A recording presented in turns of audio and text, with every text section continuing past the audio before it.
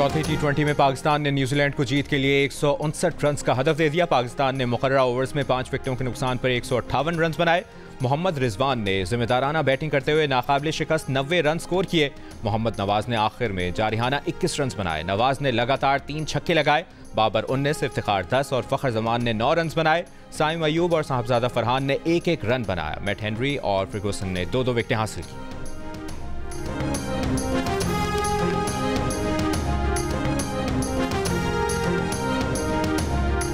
बानी पीटीआई के खिलाफ जेल में साइफर ट्रायल कलअदम करार देने से मुतालिक वफाकी हुकूमत ने इस्लामाबाद हाई कोर्ट का फैसला सुप्रीम कोर्ट में चैलेंज कर दिया। वफाकी हुकूमत का इस्लामाबाद हाई कोर्ट का 21 नवंबर 2023 का फैसला कलअदम करार देने की इस्तदा।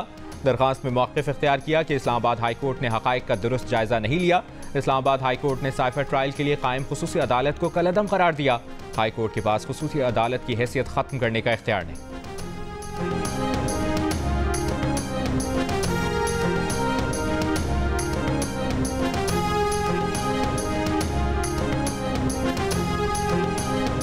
पाक ईरान कशीदगी पर कौमी सलामती कमेटी का इजलास आज शाम 4:30 बजे होगा। आर्मी चीफ और दीगर सर्विसेज चीफ शरीक होंगे। पाक ईरान कशीदगी पर ब्रीफिंग और अमन अमान की सूरत हाल पर फैसले किए जाएंगे। निगरान वज़ीर आज़म अनवारुल हक काकड़ इजलास की सदारत करेंगे। ईरान के साथ जारी और मुजव्वज़ा आला सतह के दौरे मुअत्तल कर दिए गए।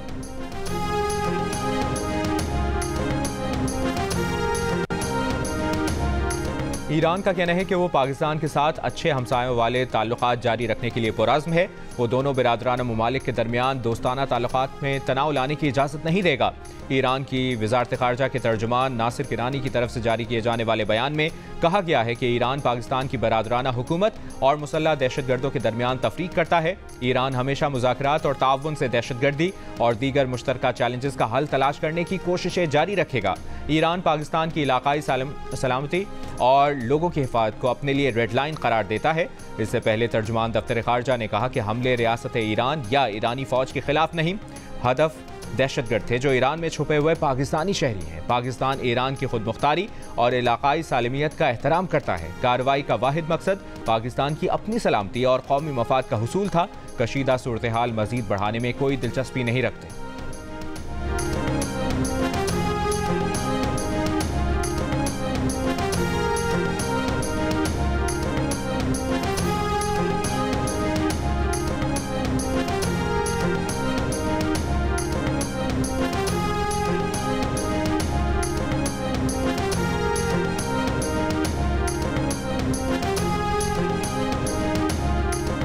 एडिशनल सेक्रेटरी वज़ारत ख़ारजा रहीम हयात कुरैशी और ईरानी सिफारतकार सैयद रसूल मुस्फ़ी के दरमियान मुस्बत पैगामात का तबादला।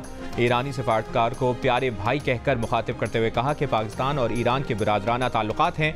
मुस्बत बातचीत के जरिए तमाम मसाइल को हल करने के लिए आगे बढ़ेंगे। दहशतगर्दी समेत हमारे मुश्तरका चैलेंजेस के लिए मरबूत कार्रवाई की ज़रूरत है। इससे पहले सैयद रसूल मुस्फ़ी ने कहा था कि दोनों ममालिक के रहनुमा और आला हुक्काम जानते हैं हालिया तनाव का फ़ायदा दुश्मनों और दहशतगर्दों को होगा। आज मुस्लिम दुनिया का अहम मसला गजा में सेहूनियों के जराइम बंद करना है। ईरान में पाकिस्तान के सफ़ीर का कहना है कि पाकिस्तान सर्द और गर्म में हमेशा ईरान के साथ खड़ा है। पाकिस्तान खित्ते में इस्तेहकाम और तरक्की के लिए काम करता रहेगा।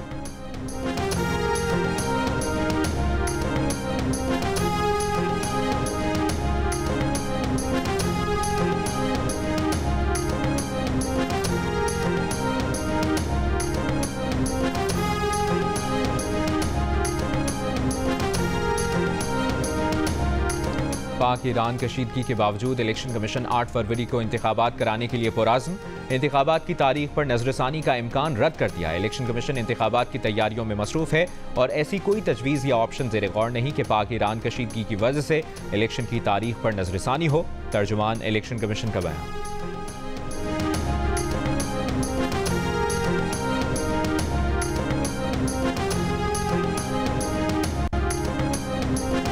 सुप्रीम कोर्ट ने फैजाबाद धरना नजरसानी केस समाअत के लिए मुकर्रर कर दिया।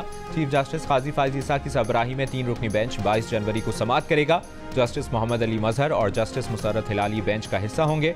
सुप्रीम कोर्ट ने अटॉर्नी जनरल को नोटिस जारी कर रखा है। अदालत ने फैजाबाद धरना कमीशन रिपोर्ट तलब कर रखी है।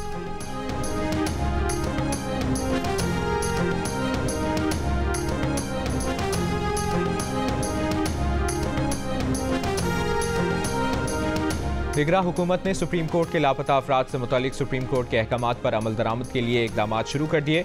अटॉर्नी जनरल ऑफ पाकिस्तान ने सेक्रेटरी दिफा और सेक्रेटरी दाखिला को खत लिख दिया। खत में कहा गया है कि सुप्रीम कोर्ट के हुक्म पर तहरीरी इकरारनामा जमा कराने के लिए ज़रूरी कार्रवाई की जाए। सुप्रीम कोर्ट ने अब के बाद किसी शख्स को गैर कानूनी लापता न करने का हुक्म दिया है। ऑर्डर के पैरा 11 में वफाकी हुकूमत को तहरीरी जवाब जमा कराने की हिदायत की गई है। मुतल्लिका वजारतों के सीनियर तरीन अफसरान से दस्तखत शुदा तहरीरी इकरारनामा मांगा गया है।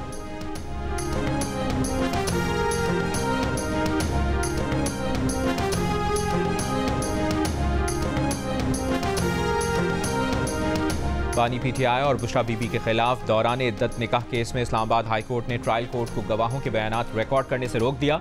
अदालत का बानी पीटीआई की दरखास्त पर खावर मानेका को भी नोटिस जारी।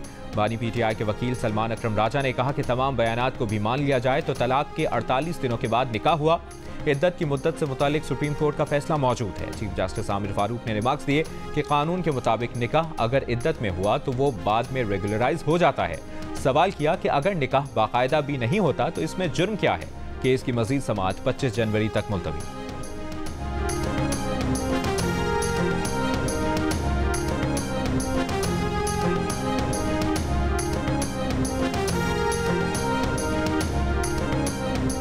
लाहौर हाईकोर्ट का बरवक्त कैफे बंद न करने वालों पर जुर्माने करने का हुक्म। पहली खिलाफवर्जी पर 2 लाख, दूसरी पर 5 लाख रुपए जुर्माना किया जाए। तीसरी बार खिलाफवर्जी पर कैफे सील कर दिया जाए। अदालत ने स्मॉग के तदारुक के लिए दायर दरखास्तों पर समाअत के दौरान हुक्म दिया।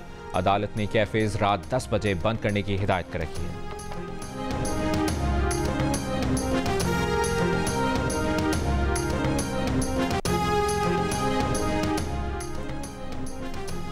फैसलाबाद में पीटीआई के साबिक सूबाई वजीर ख्याल कास्तरो को गिरफ्तार कर लिया गया। ख्याल कास्तरो को सादा कपड़ों में मलबूस अफराद अहाता कचहरी से जबरदस्ती गाड़ी में डालकर ले गए।